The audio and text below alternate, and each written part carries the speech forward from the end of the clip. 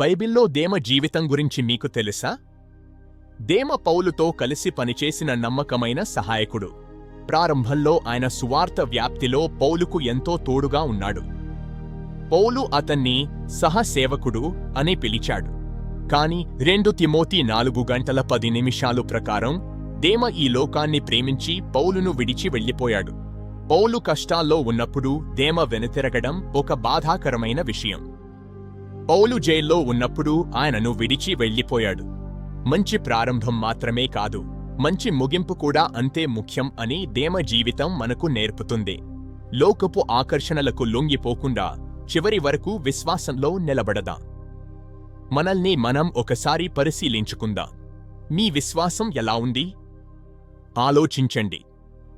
దేవుడు మిమ్మల్ని దీవించునుగాక. మరిన్ని వీడియోల కోసం మా ఛానల్ని సబ్స్క్రైబ్ చేయండి.